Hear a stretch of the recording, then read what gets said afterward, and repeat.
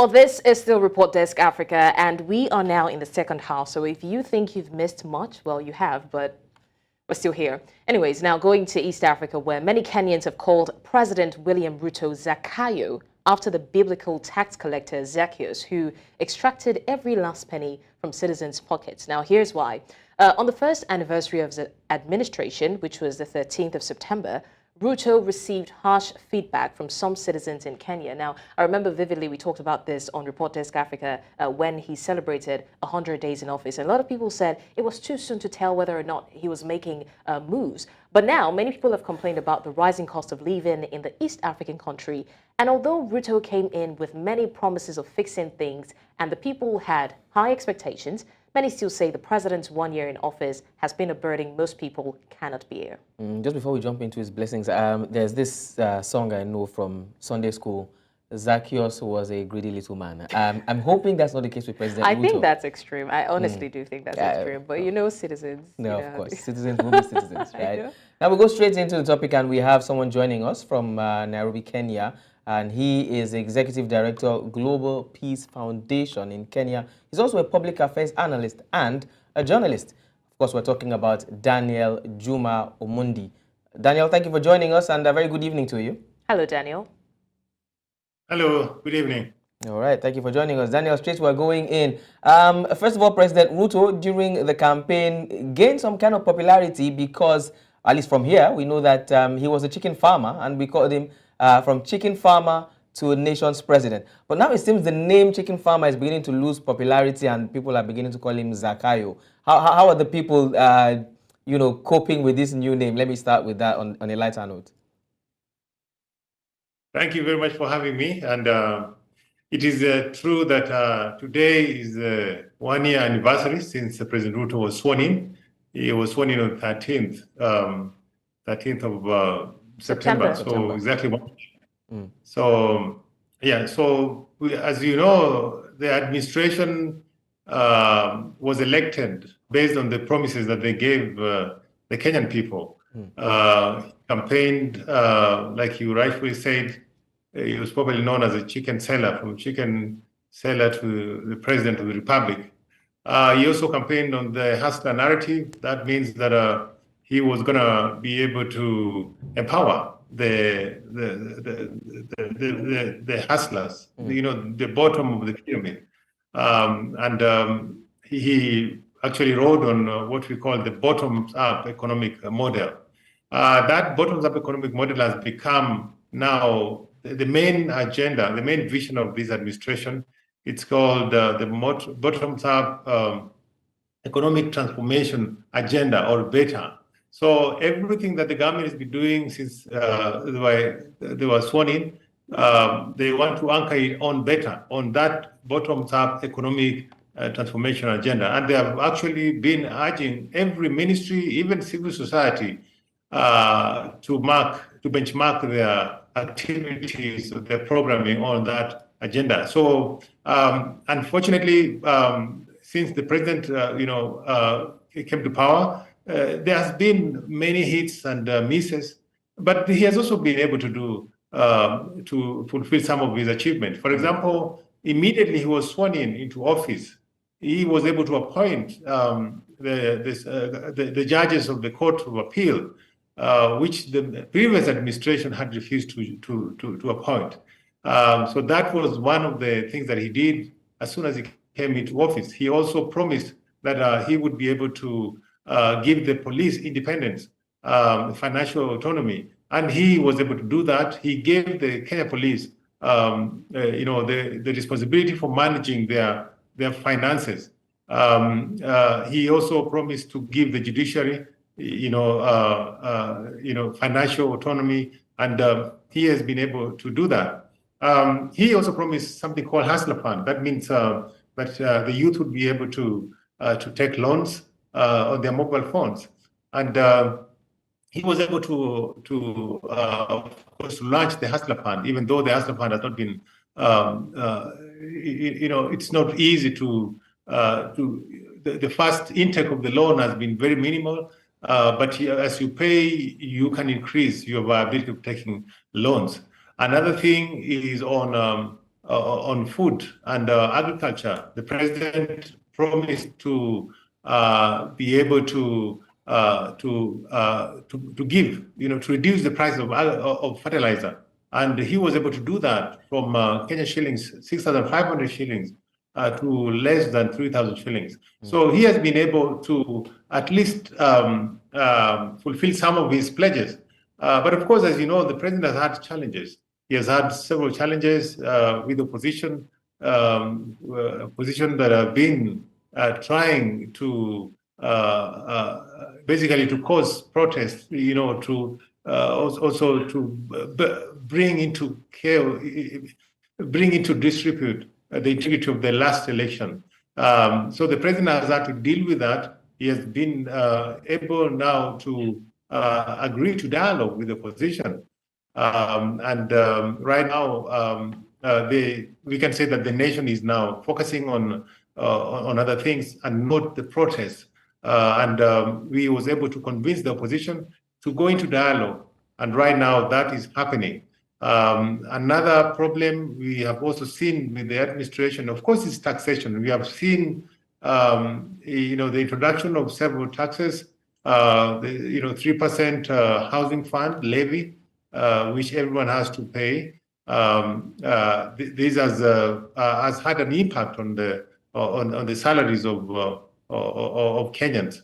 And, all right, Daniel, you will permit me, apologies for interrupting, but I really do want us to elaborate on this. Now, this goes to say that with all of these things that the president has been able to achieve, there's still some areas that people are seeing that no changes have been made, or maybe the changes are slow. Now, like I said, I would want us to elaborate on that. The president did make some promises. He made about 182 promises, and I'm going to read some of them out now. 12 of the promises have been completed, 54 are ongoing, 95 are yet to start, 1 is stalled, and 1 has been modified. So I would like to ask, based on these things that you just mentioned, and of course, seeing how he made some promises, he fulfilled some are still ongoing, but people still seem to be complaining, and we do understand that there is a rising cost of living among Kenyans, but can we say that Kenyans are just being a little bit excessively judgmental with their assessment? Or would we say that the president is not exactly focusing on the major challenges that Kenyans are faced with? A major opinion polls company yesterday gave the president 55% rating. Of course, we have had several others, giving the president below that. But averagely, many Kenyans have been saying the president scored a C. Personally, having known that governance is never an easy thing, translating campaign promises into governance, into tangible results, it's never an easy thing. And if you if you are in the position of the president, then you start seeing the reality of running a nation. So personally, I would not be able to, I would not want to judge the president harshly, but he has said that he found the country in a very bad economic shape. He has said that the country was having so many debts, and the country was not able to borrow from the international market. And one of the things that he has said is that he is now been able to stabilize the economy, and that Kenya is now able, if it wants to, it's able to borrow money, from the international market. So I think some of the things that the measures that the government has put in place, especially the subsidies, subsidies on fuel, it was not sustainable according to the president, and he was able to scrap that off. But again, I think he was, because of the hue and cry from the opposition, I think he was able to restore the subsidy on fuel. So I think that if we can give him time, I think 1 year is too short to be able to judge. I think now that he has accomplished 1 year, I think the president now has 3 years to be able to fulfill the majority of the promises that he has given Kenyans. So we will be able to judge him I think in the second year and the third year, because the fourth year now would be going into an election year. Yeah. Okay, now let's look at the relationship between the president and the people. Now, like you rightly mentioned, there have been several, would I call them, protests spearheaded by the opposition leader, Raila Odinga. Him and his followers have had several protests in the past few weeks or even months concerning different issues. Now, do you think that these protests in any way may have influenced the feeling of the people towards the president, maybe influencing them negatively or positively? What kind of influence or Because reaction it this may did have seem caused? at some point like Raila Odinga was trying to poison the minds of the people towards the president. Yes, I agree. Actually, I felt that the Raila Odinga was not justified to call the protest, to call the people back to the streets, after such a short time after the election. And we have been on the forefront calling for Raila Odinga not to take the people into the streets, because things like the cost of living, even if Raila Odinga was in charge of State House today, the situation would have been the same or even worse, because some of the things that the Raila promised, for example, I'll give an example. He promised that if he becomes president, he would be able to give every person who doesn't have a job almost $60 every month. That is free money. But he was not telling us where that money is going to come from. So I think that we needed to be fair to President Ruto. Give him time, because the protest was really, really destructive. We lost billions and billions of shillings due to the protest. And I agree with you that some of the negative sentiments are as a result of the negative campaign that the opposition has been engaging. And give it to them. The opposition is basically to, they would want to benefit, from criticisms. They want to benefit, always paint the government in a negative light so that they can be able to score points for the next election. But we said, and I've been saying that rather than getting young people into the streets, for example, cost of living does not come out because people went to the streets, but you can bring down the cost of living if you engage in farmer. Kenya is an agricultural country. So what the president has done is, by giving people subsidized fertilizer and getting people to go and farm. Right now, as we're talking today, there is a bumper harvest.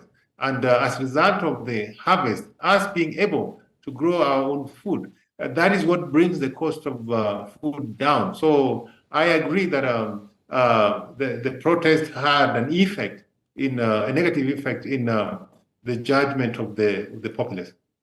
All right, Daniel, speaking of negative effect, right, like they say, charity begins at home.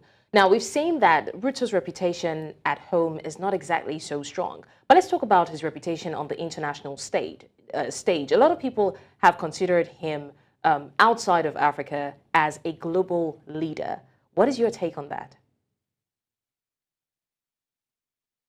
I want to point here that Ruto has been leading, especially on the diplomatic front. He has been able to put Kenya back on the international world map. As you know, the previous administrations had been looking east. They had a look east policy that was focusing so much on China. So during the administration, the Kibaki administration and the Ruto administration, we were getting a lot of money, a lot of loans from China. But President Ruto, since he was sworn in, he has been able to restore Kenya's relationship, especially with the West. He has been able, to tour most of these, countries, the West, the United States, Europe. And if you look at Africa, President Ruto has been the leading voice of Pan-Africanism.